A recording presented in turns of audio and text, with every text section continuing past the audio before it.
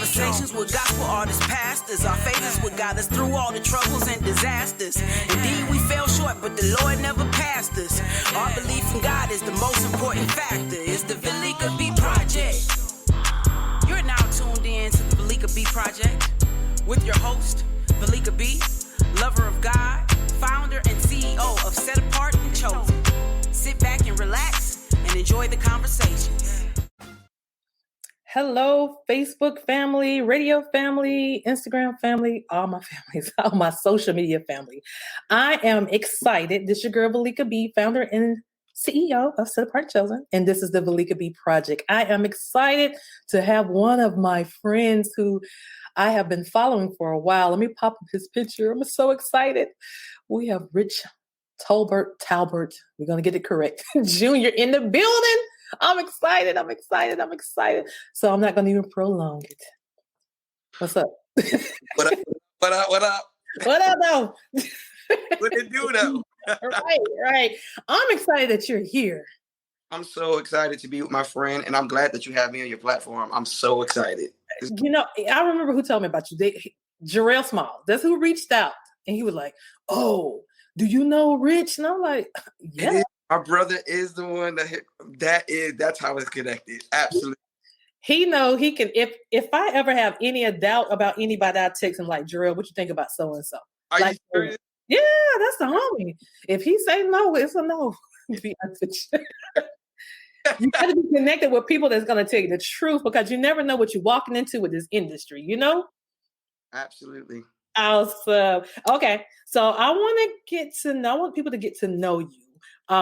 You are a New York City base worship leader, correct? Bronx, New York. Bronx. Come on, Bronx. The Bronx. The Bronx. The only borough with the. Right. So I see that you started growing up in the church singing. What made you connect that you were going to be a singer, or you just love singing instead of outside hitting the baseball and all that good stuff? Well, I wasn't singing. Singing wasn't the main thing that I was doing. Okay. And made sure that I was playing the organ. Okay. I played instruments first. I played organ at a church, and then I played the drums with my dad. I wanted to sing, but my father was like, you a Tolbert. We play over here. So I literally would be singing. The only people that really heard me sing was my family, sometimes at church. But it was the G.I. Joes and the Hot Wheel cars, Barbie dolls, and all of them. They were my choir. Yes. And I would be directing and singing to them a lot. And one day I got off the organ. I don't remember how it was. I think it was like 11, 12 years old. My pastor allowed me to start singing and leading. And my father found out. He was like, he off the organ? Back on the organ. But it was something I always loved to do. And it was something that, with the other gifts, I still do it. I still play sometimes to write songs. Yeah. I don't really play the drums anymore, but singing was the thing. Singing was what I wanted to do. Singing and preaching. That's what I was doing. Okay, you were preaching too? Oh, absolutely. Yes. Come on. Oh, wow. So your dad was a musician, or he was a singer? Which one was it? Musician. Okay. Yeah, my whole family, the whole Tolbert family, are a family of musicians. Right. B3s, Hammond B3s, drummers. Like everybody's musical in my family. Right. Oh, wow. Now my mom's side of the family are the preachers and prophets. Yeah. South Carolina too. Columbia. Come on here, South Carolina. We love Carolina. Absolutely. Have you thought about doing any type of projects with your family? No. I've never thought about it. No. It's okay. It's absolutely okay.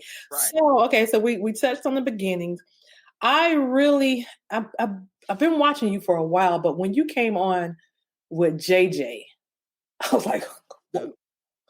How was that working with JJ Harrison? JJ is literally how people view him. He is humble. He is one of the most nicest people that you've met in the gospel industry. Yes. Yes. That's important. Yep. because he literally is nice. He's just a nice guy. He literally, I was at JJ's church. Mm-hmm. My brothers Chandler Moore and Timothy Reddick, we were doing like a campfire. I love them. I'm so glad you said it because I wanted to ask you that earlier. I'm like, have you ever connected with them, like Chandler? Oh, no, we do. We've done like for 3 to 4 years. We used to do something called the campfire music. That's right. Yep, you did. Yeah, and we were traveling with it. We went a lot of places with it, and we stopped. One of the stops was at City of Praise in DC with JJ. Okay. Towards the end, like first of all, Chandler is like amazing. He's stirred up in the back. We have all of this stuff planned. We'll go out, and Chandler will be like, "We ain't singing those songs today. We're gonna flow, and this is what we're doing." I love it though. I love that. It's just his sets when he do. It's just so, you know, like it's just really like. Woo, okay, I'm sorry. That's it. And my brother Timothy Reddick flowed and got and somehow I think Timothy was like, "No, we're doing Miracle Worker tonight." I'm like, "Nah, it was my single. People really didn't know it." And I was just like, "I don't want to do Miracle Worker." So when we started singing it, to my surprise, the people that were in the sanctuary, they were like so happy. And we did it for a long time. We drove the song. And and JJ was like, "Bro, I need a song like Miracle Worker." I said, "Take Miracle Worker, do Miracle Worker." He was like, "What?" I said, "Yeah, let's." "Oh, you're singing it with me." And we went to Africa and we did it, and we did it at his church, and that was it. Like I featured the song. I you know, I wasn't even thinking, and I'm like, you can have the song, like, he's like, "No, bro, you're leading it." Like, okay, cool. So I let the song, and that was a blessing. That put me out there, that gave me platform, that allowed me to tell my testimony about God, Miracle Worker. The song is more than a song. So it allowed me to be, me. Yeah. But you know what? So many people have done it and they're still doing it. It's just one of them songs that it's like, even at my church, when I hear our, especially our youth, we have one guy there, Antonius, and he sings it all the time. And everybody in the building want to shout, like, for real. That's just one of them songs. Jesus. It's just one of those songs, and we love it. And thank you so much for that as well. I'm grateful. Thank you. Appreciate it. So you like the worship flow, right? Absolutely. Since I was a little kid. Let's talk about worship. Why do you like worship?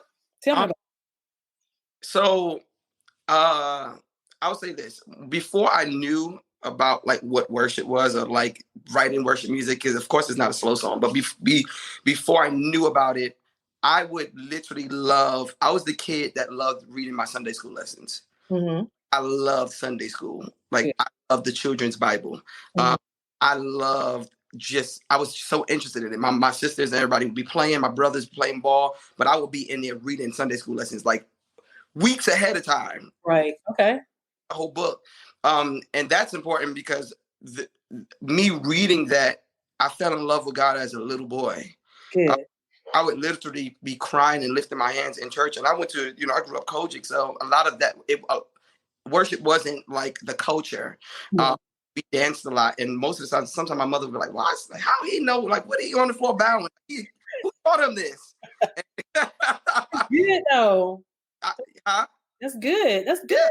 It was. I didn't even understand it back then. And of course, when I was a kid, my CDs, we would go to the store, FYI and Phi. We would go to all of these stores here in New York, and my parents would allow us to get CDs. And my sister would get Bow Wow and Brandy and Monica, and I was over there getting Chris Tomlin. Wow. Yeah. Chris Tomlin. That's a good one though. Right. Don Canoli, Ron Canoli, Don Mowens. I was into that stuff. So I was like, I would put on my CD player, my headphones.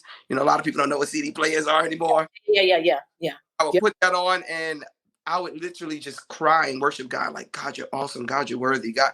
And to this day, like, worship has always been a lifestyle. It's always been just this connection, this exchange with God to me. I love God with all my heart. I literally found out that he was something that I needed. Yes. Young boy, someone that I needed, some place that I needed, because he's everything. So that he's important to me. So I would literally and try to introduce other people to God and to and the importance of worshiping God, getting in his presence. Yeah. How there was peace. Like I was a little boy, I lived in Bellevue. I was in a mental institution and everything as a kid, 9 years old. So this boy that I'm telling you about literally was experiencing so much. Yeah. I grew up in a dysfunctional family. My house just couldn't get it together. Yeah. Like I literally knew as a kid to run to the strong tower, to a place. Yes. Know Jesus as not a person, but he's a place. Yeah. He was refuge for me. So even when I was in the mental institution, I would literally find place, Jesus, in the mental institution where everybody was going crazy and running around. Yeah. I'm literally at peace. Like, how did I make it there for so long? Because I found the place. I found Jesus. And that's 9 years old. That's 10 years old. So it's that's good. You know, like I found the place. That's how I made it. I'm in this weird place with a whole bunch of kids that like are losing it, that are going crazy. I'm getting tests ran on my brain every day. And it's like, I would somehow think like, why am I always at peace in here? Why am I always at peace? Yeah. And worship literally is that for me. Worship is understanding Jesus as more than just the Bible story. Yeah. And in Jesus more than just what you were taught. And it is that true encounter that you literally are, even in a world and in a pandemic, in this kind of place, you find a place. And that is Jesus. So worship is important to me because once you get that knowledge of that God is sovereign, that God is in control, that God is victorious, that God is a champion, that God is all knowing, that he's all powerful, all seeing, he's the beginning and the ending. You are more at peace understanding that he's in control. Absolutely. Absolutely. For guys, if you're just tuning in, my name is Veleka B with the Veleka B Project, and I am here with my friend Rich, and I'm so excited to have you here with me, sir. Listen, you know, like we were having a debate because I'm like over the marketing at my church too. And sometimes it's not a bad debate, but sometimes it could go like choir versus worship, praise and worship. Right. Have you had the hiccups with that, like being embraced, or like, have you had those? Of course. I was listening to a conversation on Sunday where it was almost like gospel versus CCM. I've been here with y'all on Sundays too. I'm yeah, I stay in there. I learn a lot. Yo, it's great. It's amazing in that room. But it's a thing. It's still a thing, and it's almost like, you know, my mindset is we do both. Yes. Worship and praise. Yeah. You know, even some of my brothers, Chandler and Dante, like we do this. Like we love to sing God, and we love the instruments, we love the acoustics, we love, you know, just the pureness of it, and we also love church. Yeah. It is a way. It's a bridge. I told Chan while we was on the phone the other day, I was like, bro, we are called to be a bridge. Yeah. I do both. You'll see me singing, leading with a choir, and then you'll see me singing with just a guitar. And my album is literally both. Yeah. It's nothing, you can't really put it in a box or a category, because I literally have church in me. Like I worship in me. I like pure moments. I like still moments. I love all of it. Mm-hmm. So I really hope that we get to a place where it isn't no choir and CCM or worship and all that kind of battle. It all works together. Yeah. Let me tell you, because the reason I stay in the rooms, because I love to listen, because I'm a problem solver. So I created on my what we're building, and I have already created on my app and website, but February is going to be good. So I have a 24-hour TV. I always had a 24-hour TV on my on the website, but one channel is just for worship. Mm-hmm. One channel is for choirs. One channel is for Christian hip hop. Wow. And they made a point, like, how are we going to bring the younger people back into the church, or how are we going to bring them in? So I'm here to, like, I don't have to mix everything up, but I have an option for you if you go on my page. If you want to pick this, go here. You know what I'm saying? So I embrace it all. I love old school choir. I love Christian. I have to make sure I listen to every word in Christian hip hop, though, because sometimes and I definitely love worship. When I'm going through, I have to turn on worship. And let me tell you, like Chandler, yourself, I think I have you. You're on my TV. You were at some church, and it was like a 14-minute set you were doing. Like, that's nothing but worship right there, like, bruh. Wow. It just flows. Like y'all be flowing. It just get me through. And it also get my audience through as well. So I appreciate that from you. Absolutely. Yeah. So let's talk about your music. We'll talk about a little more about your music. So for instance, I see that you do have Dante on here, and Get the Glory, you had Daryl Walls, and you also had oh wow, you had Benson Bohannon on here. Absolutely. How was that now? They be crying. Vincent, my brother. Yes. But when I put him on the flyer, he was coming to my recording. He was like, what am I going to do? What am I doing? Right. Trust me, he didn't even know what he was doing. He knew that he was doing something. It was literally the moment when we were in Never Be Defeated. Like I was like, this is Vincent right here. Like, and Vincent, he also, we win and all that kind of stuff. Like he literally is. We call each other the Never Be Defeated brothers. Yeah. So, having Vincent come on the stage and literally scream and say "never be defeated," that was an experience. That's my brother. And I'm also, it's just so awesome how you can just bridge. It seems like you don't mind working with people. I don't. No. You don't have like a tunnel vision. Like I'm only can work with this. Like you really, and that's good. I'm glad. Thank you so much. Right. I don't limit myself, and I understand that I am both. Like I'm worship, I'm church, I'm everything. I never want to put myself in a box. The thing is, I'm gonna let out something, but Miranda is on the extended version of He'll Always Get the Glory. I love her. Miranda too. Miranda's church, Miranda's worship. Like I love artists and people that like that you just can't put them in a box. Right. Daryl is the same way. Yep. Chandler is the same way. Believe it or not, the boy is the same way. Dante is like I love everybody that literally won't put themselves in a box. When you just like when people heard "Isn't He Beautiful," they were like, "That's Dante Bo, like singing on this." Yeah, absolutely. Yeah. So all my brothers, Vincent, all of them, they literally can do anything. I don't want to put I don't want to be put in a box, and I don't want my put in the box. Yeah, and you named some amazing artists, worship leaders, choir. So dead or alive, name someone that you would love or would have loved to work with. Okay. Who? Mahalia Jackson. Woo. I would have loved to have Mahalia sing a hymn. I would have loved to have her start off "All Hell the Power" with me on my album. Oh, wow. Listen to hymns like crazy. And most of the times where I don't really know him, Mahalia Jackson sing it. That's dope. That's really dope. Absolutely. And Black History coming up in February. Absolutely. I'm gonna put some hymns on that page, my page. Yes, I'm gonna thank you. Let me make a note. I'm gonna pump that up in February. Black History. Yep. It's very important for our generation to know these hymns. I love them. I listen to them every night. Sometimes I go to sleep to them. But Mahalia Jackson would be the artist that I would love to hear. Wow. Wow. Now, the question. How do you feel about the direction we're in 2021 right now, the direction of worship, gospel, whatever we want to call our music right now? How do you feel the direction we're going? I feel like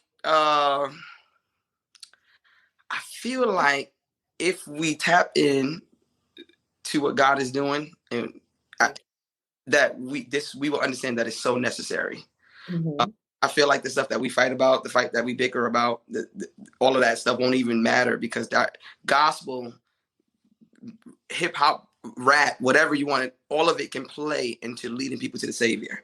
And I feel like in this time, everybody needs a Savior.